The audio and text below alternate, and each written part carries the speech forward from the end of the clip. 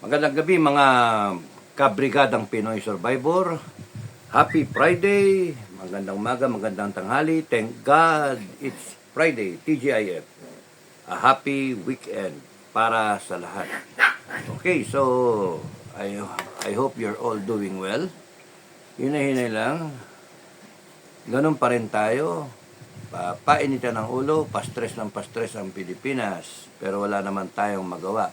Alam nyo, ano kasi ang problema ay naghihintayan. Kunyari, si Maharlika, siya yung nag-expose, sinasabi niya, inikayat niya yung mga tao na nauna, wag nang patagalin. Nandun naman siya sa sa US. Problema, dito sa Pilipinas, wala naman mag-lead. No. Yung iba sa inyo, mga subscriber ko dito sa channel, sinasabi, Sir, kayo na mag-lead. Madaling sabihin yon, madaling mag-lead. Pero ang tanong, gusto bang mag-lead? O kaya tanongin nyo yan, sino ba ngayon yung mga vlogger ngayon dyan? O kaya yung mga personalities? So, si Baste ba? O si BP Inday Sara ba? May si BP kasi Vice President siya. Ayaw naman niya, delikadesa, na siya yung tatayo, parang sasabihin, atat na atat, yung ganun ba? So, parang ano ba, yung, ewan ko, wala kasi tayo sa posisyon niya. Takbo tayong Vice President, malaman natin kung ano iniisip niya ngayon. Mahirap yung situation ni Sara, kaya trabaho lang siya, trabaho. Yung kay Digong naman, may edad na rin yung tao. Ayaw naman niyang sapawan yung anak niya. Alam niyo, sa totoo lang, bukas, kunyari, sabihin ni Digong, o kaya April 9, araw ng kagitingan. Either si Duterte'ng tatay o si BP Inday Sarang Duterte ang magtayo dyan, either or. They have the following. Sabihin lang na, tama na, tapusin na natin to. Animal tong walang yung na to. So, matapos yan kung April 9. Araw ng kagitingan, Day of Valor, every Filipino becomes a hero. Pero bakit hindi pa mangyari? Ewan ko. Baka yun yung sinasabing ng iba, timing. Sinasabi ng timing. Ewan ko, mahirap sagutin yan. Kasi sa akin, go ako Bakit ka mo? Hihintayin niyo pa ba yung mga susunod na ebidensya na sinasabi? 5? Part 1 may hanggang part 5 daw Buti sila, alam nila. Tayo, hindi natin alam. Naghihintay lang tayo. So, tayo na naghihintay, tinitingnan lang natin ano yung magiging next episode, ano yung next na part 1, part 2. Ano yun? Ano kaya yun? Panay ano tayo? Ano yun? Ano kaya yun? So, panay speculation na lang tayo. So, maghintay na kayo kung ano yung feed. If-feed sa atin. And then, konting usap-usapan, kikikiri ng mga vlogger yan, tapos pag-uusapan, and then, yung part 3 naman. Sa akin, ilabas na lang lahat para tapos na to. Bakit ka mo? Because every single day na palalakpasin nyo to, ang isang questionable na commander-in-chief na pwedeng isaksak ang Pilipinas sa gera, delikado tayo. Kung titignan ninyo yung, kung titignan ninyo yung, huwag maingay. Kung titignan ninyo yung Metro Manila, ang ganda-ganda ng Metro Manila aerial view. Google nyo. Ang ganda ng aerial view ng Metro Manila. Gawin ko Makati aerial o drone shot.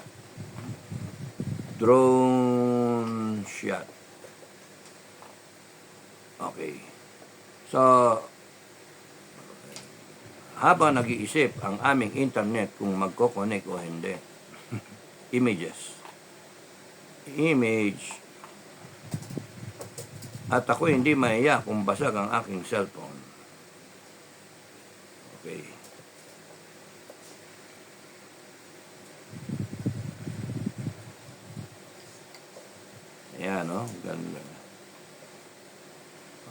itsura, no?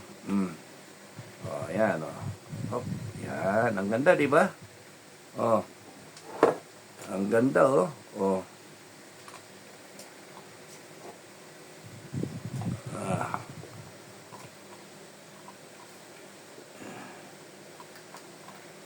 Makati City, oh. Ah, di ba? Ang ganda.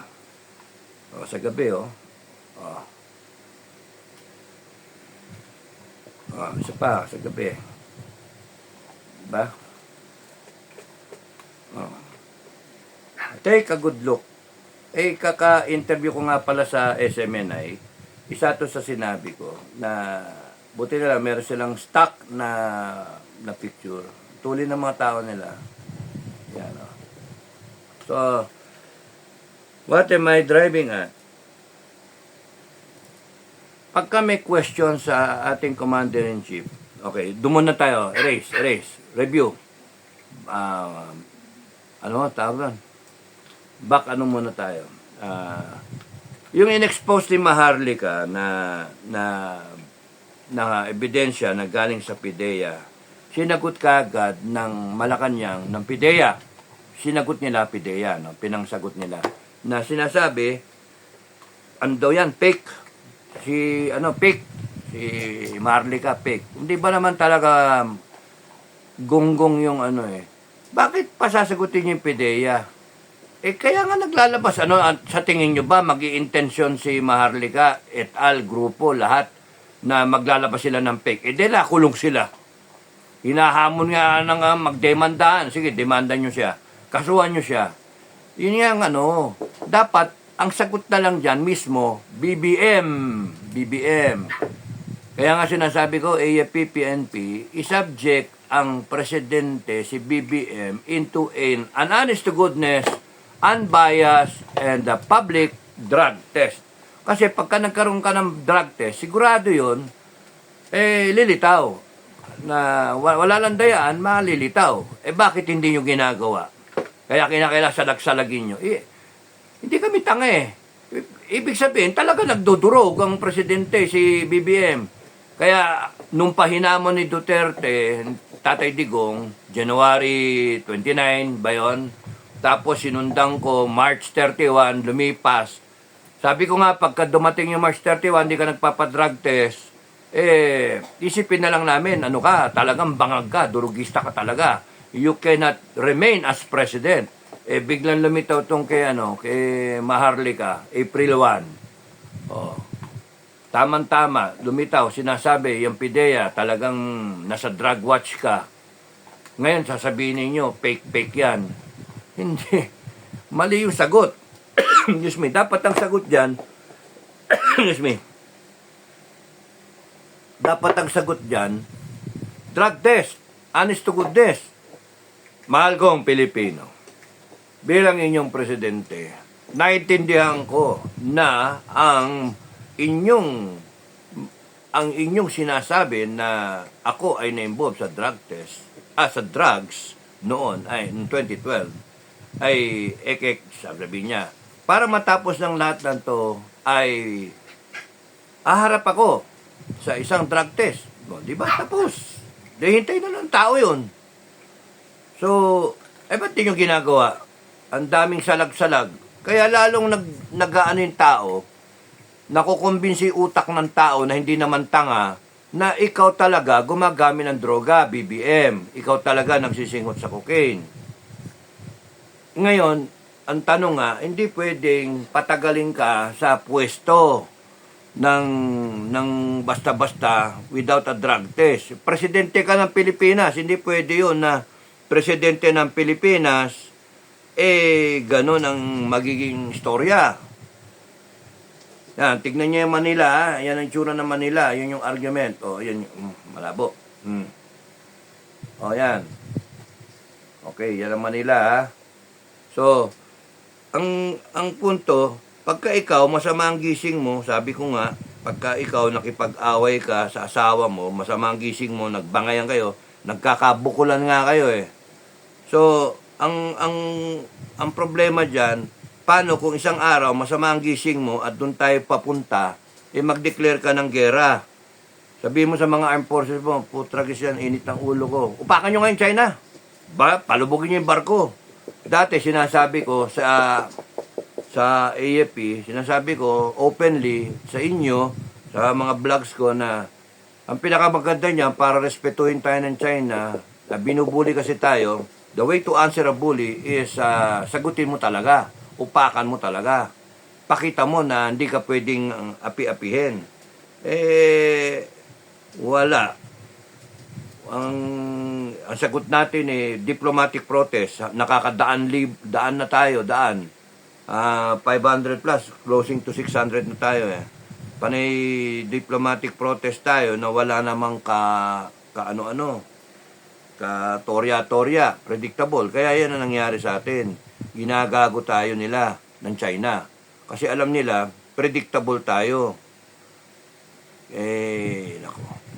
So, kung kunyari, ang presidente, ang ginawa ipinasok tayo sa gera, mangyari sa atin, ganyan yung Manila, ganyan ang mangyari sa Manila.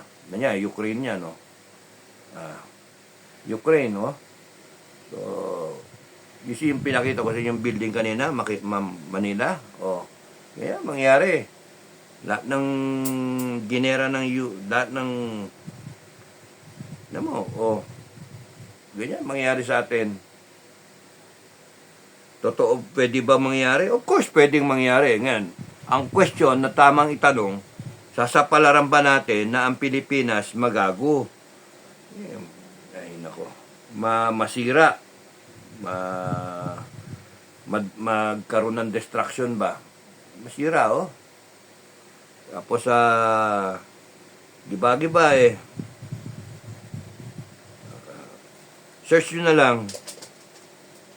Walang natira doon sa iba, Pile of rubble, kakabomba. Tapos tignan natin yung isa naman sa Gaza. Ay, buhay. Kaya nga, hindi pwede natin bastang isasang-alang-alang ang ating bansa sa ganyang presidente na questionable yung kanyang karakter. Hindi mo alam kung masama ang gising mag-declare siya ng sabihan niya yung Chief of Staff, si Browner, General Browner na, Brownie, upakan nyo nga, nakakainis na yung China, sample nyo, gusto makakita sample, maghapon mag-resupply kayo, kahit unannounced ba, alam naman natin na okay, i-announce nyo, mag-resupply tayo, tapos nun, biglang, upakan nyo, palubugin nyo isang barko, paano? Wala rin. O kaya maraming barko.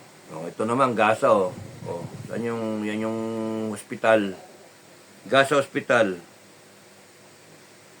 Hospital yan, isipin mo, Makati Med, maging ganyan, Ay,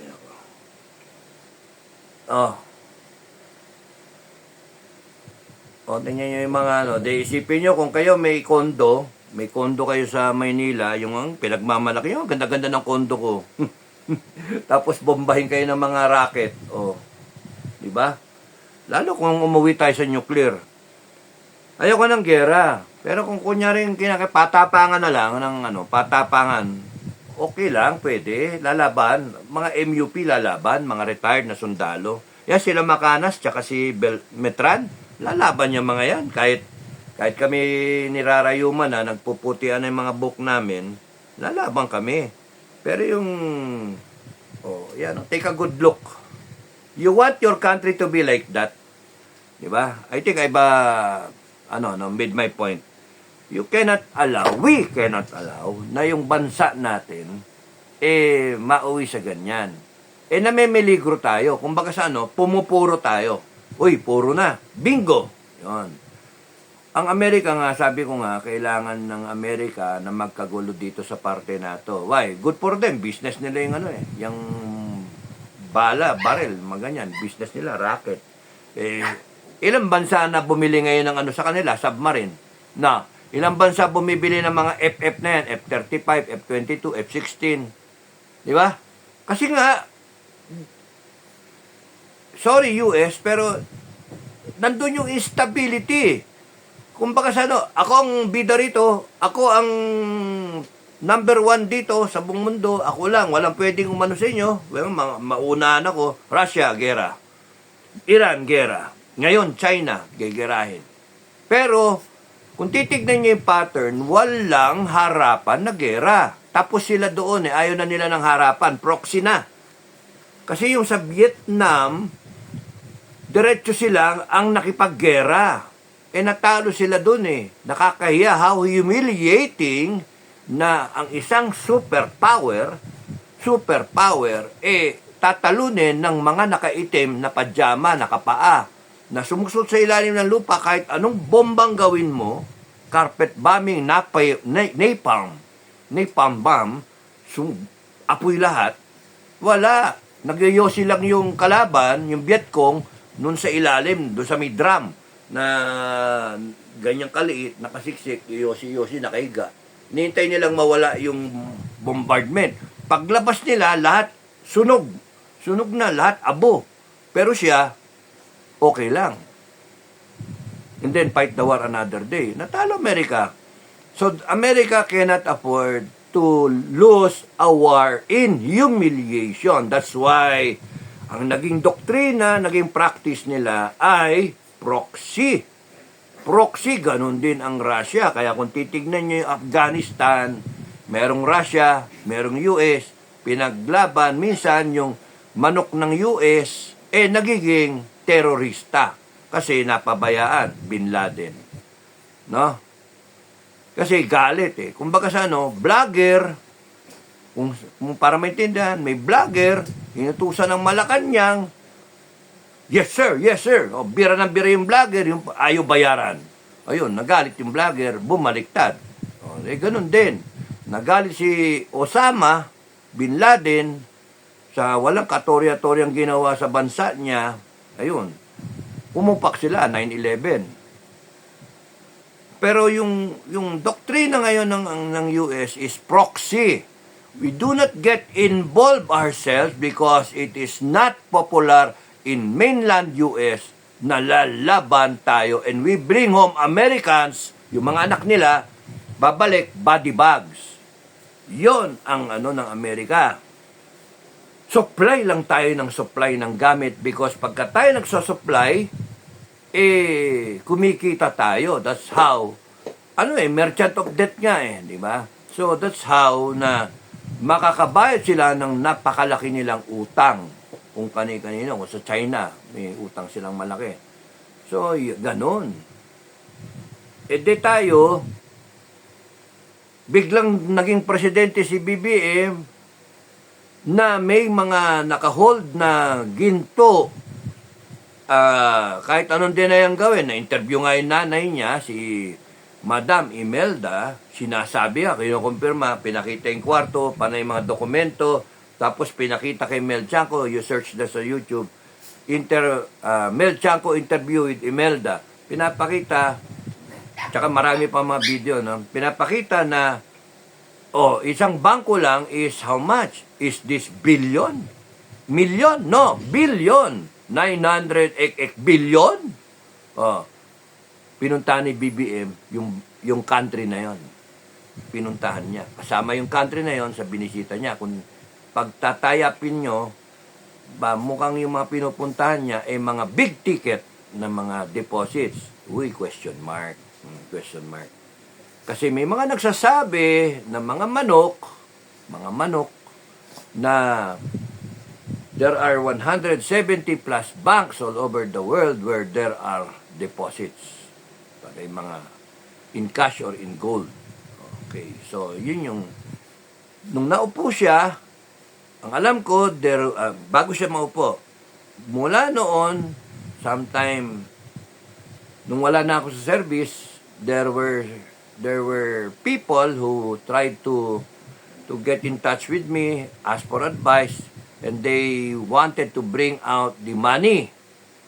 Alam ko, nung nasa Intel pa kami sa Nika, hindi mailabas yung pera kasi nga naging gahaman din yung mga pinalalakad ng gobyerno. Imbis na 3% lang, ang hiningi 9%. Back down yung negotiation, namatay si Apo Lakay, FEM Senior, hindi naayos yung kanyang last will and testament. Pero kung totoong gustong implement yung last will and testament niya, bulk of the money, lahat na yon should go to the Filipino people.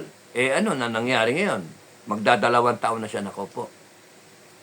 Biyahe. Now, ang alam ko, mula nung 2001 onward, naka-freeze yung asset. Actually, mula 1986, kasi Pilipinas nag-request na sinequester lahat at nirequest na frozen lahat yung assets, yung Marcos wealth. Yung iba nga, binenta pa natin yung mga nasa New York ba yun? Okay.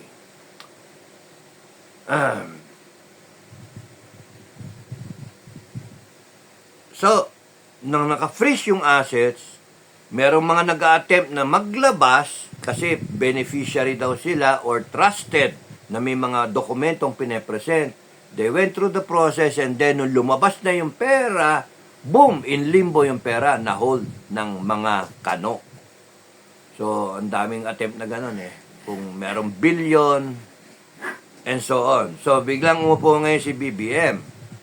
Biyahe-biyahe, and then biglang, payag na siya sa EDCA.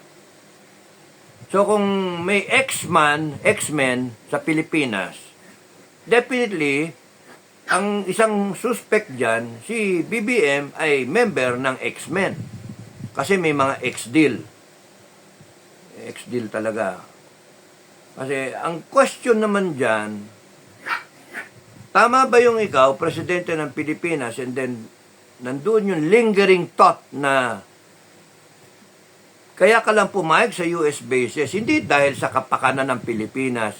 Pumayag ka sa US bases para lang kasi ex-deal kayo. You lift up your hold order, your freeze order, and in exchange, makapaggawa ng bases. Tuwa Amerikano ron.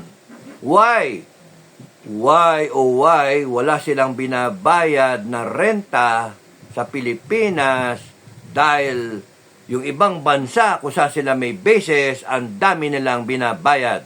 Bakit nagkaganon? Dahil ba sa mas close tayo sa Amerika? Hindi. Dahil sa tingin ko, malaki na yung naibayad nila. Yung in-unfreeze mo yung hold order, laking bagay yon kasi ilang billion yun dollars ang in-unfreeze and then okay, so hindi natin malalaman, we will never find out na unless na i-hold mo yan, gawin mong accountable sila. How will that happen? Naghihintayan ang Pilipino. Naghihintayan. Litaw na yung litid ni Maharlika, kaka-expose, kakasigaw-sigaw, kakamura. Litaw na yung litid. Kakanda po yan yung tao. Pero, kahit, buti na lang, hindi nagsasawa. No? Laking bagay yun because kahit nakaka-stress minsan panoorin, kasi high level, high octane yung mura, ballistic yung dating, makikita mo yung update sa mga nangyayari. There is an extensive intelligence network behind there. Because yung mga puting sige ang bigay sa kanya ng impormasyon para maiparating sa inyo. So, thank you. Yun ang masasabi dapat doon. Thank you. Kasi kung hindi yun, hindi nyo alam. Malay nyo ba doon sa PIDEA na yon na PIDEA report? Malay nyo, si Duterte nga sinasabi yon na merong kasama sa sa narco-list si BBM. Ang mas importante doon, hindi mahalaga yung sinabi ng PIDEA na fake yan. Hindi, ang mahalaga doon dapat sabihin na lang ng Malacanang o kaya ng APPNP, i-drug test na lang natin para matapos to. Isa yon. Ang isa pang mahalaga doon sa exposure na yon, pinakikita, hindi ko nasabi sa SMA na yun sorry SMA na yun pero ang isang mahalaga doon is ang isa pang mahalaga is it shows the exposure of Maharlika shows to every one of us that since 2012, very weak na yung institutions natin. Such that an executive secretary can will withhold the information to a sitting President na Aquino na galit-galit sa Marcos. Imagine, pag opportunity na yun to bring down Marcos, a sitting senator at that time. And nasa LGU yata sila, Aimee. So you see, kung nailabas yun, grabe sa credibility yun ng mga Marcoses. At saka imagine, senator yung si BBM. And then 2016, di naman katakbo yun ng Vice President. Si Russia. Pero, time has to pass by na, walang alam ang taong bayan. O, di ba? Hindi alam ng taong bayan. And then Duterte came. When BBM was running for president, 10 sila. Si Duterte said, meron isang presidential candidate na nagte-take ng droga, bla bla, nagse-session sila. So, ang taong bayan na ayaw madinig yun, o ewan, ang sinasabi, anak mayaman. Sino ba anak mayaman dyan? Ayun, si BBM isang anak mayaman doon. Bakit? Paano mangyari yun? Nagse-session sa Davao, etc. etc. So, nasaan yung listahan? Yun ang naging problema. Hindi rin nailabas yung listahan. Had it been nailabas yun ni Digong, yung PIDEA report na yun, tapos si BBM. Pero ano nangyari? Nakiusap kuno yung kapatid na si Ate Aimee na huwag ilabas at pumayag itong mga to. At meron ka pang BP Sara na nakipagtandem kay BBM at naging unity team. Sorry na lang, panay panay mga saling pusa lang tayo sa diskusyon na yan na nakakainis. Bakit? Bakit ako nagagalit? Saling pusa nga lang tayo. Sino ba merong power? Taong bayan. Tayo nandyan. Tapos, ano ba itong mga ginagawa natin? Pagka ikaw, maliit ka, patay ka, tukhang ka. Pero pagka ikaw, may pangalan kang Marcos, pwedeng makiusap. Pwede. Sumisinghot na pala ng droga. Meron na palang pre-operation report na ganun. Kaya ako nagagalit. I'm calling it out kasi weak yung institutions natin. Meron tayong drug war. Ongoing. May mga tukhang tayo. May mga operations tayo. May EJK tayo. Ba't buhay pa yan? Ba't hindi yan na EJK? Kasi may pangalan, Marcos. No? Tapos, parang yung si dad at saka si anak, nagbabanggaan. Kaya nga, walang magawa si Tatay Digong. And that's what we are now. We're now here. 2024, April, putragis yan. We are now suffering from having a president being questioned na meron droga, akyata na naman ang droga, lipanan na naman ang mga droga, and kayo, abroad, nag-worry kayo sa mga pamilya ninyo, and then ang PNP, sinasabi na, ano ba? Walang drug war? Ano yun? Sang Pilipinas ba tayo? Ibang Pilipinas kayo, ibang Pilipinas yung amin. Come on. Huwag na kayong tumagdag sa problema. Pwede. Institutions. AFP, PNP, huwag na kayong tumagdag sa problema. Maging solusyon kayo sa problema. Kasi pikang-pika ng tao. Huwag nyo lang paubutin na maging zombie ang tao, naglalaway na gustong pumatay ng mga tao. Pumatay ng mga politiko. Huwag nyo lang hintayin na maging French Revolution tayo o maging Cultural Revolution tayo ng China. Huwag nyo nang hintayin yun. It is in your power, well within your powers, because the power came from the Filipino people. And the Filipino people, pagka pinakinggan nyo, na sana pakinggan nyo, gumalaw kayo. Magsalita lang kayo. In a press conference, we are addressing the issues at hand right now. There is clamor from the Filipino people na magpa-drug test ang Commander-in-Chief namin. Okay, para matapos to, let's do it by the book. BBM will be subjected to a drug test. Oh, ano sasabihin niya? Palitan kayo? Ngayon pa niya sasabihin, papalitan kayo, mga general? Eh di siya palitan natin. Because ang taong bayan ang dapat masunod. Doon kayo kumiling sa taong bayan at hindi sa presidente. Because may question na sa utak niya. Remember, Manila ang ganda-ganda. Gusto niyo maging Ukraine. Gusto niyo maging Gaza. Gusto niyo dalhin niya tayo sa gera. Kung di man tayo dalhin sa gera, gusto niyo ang Pilipinas makulimbat lahat ng pera at tapos niyo bilhin niya lahat ng tao, iupo niya lahat ng kasi mapaboran lahat ng mga tarantado, pati mga yung mga oligarchs, and then what? What will remain of the Filipino people? Wala. Zombie. Lahat ng mga nagsasalita, katay, o kaya i-oppress. Di ba? Yan yung ginagawa doon sa tatlo. Let them prove themselves in court. Ganun na kasimple. Pero ito hindi. Pati SMNI. No. Yari. And here you are, may Congress na binabayaran ng pera ng taong bayan na nanakawin nila, tapos nun, ipambabayad nila sa mga tangang Pilipino para masunod lang yung charter change na yan. O saan tayo lalagay? Tapos si iba sasabihin, tama na, daldal. O tige, punta kayo sa kalsada na.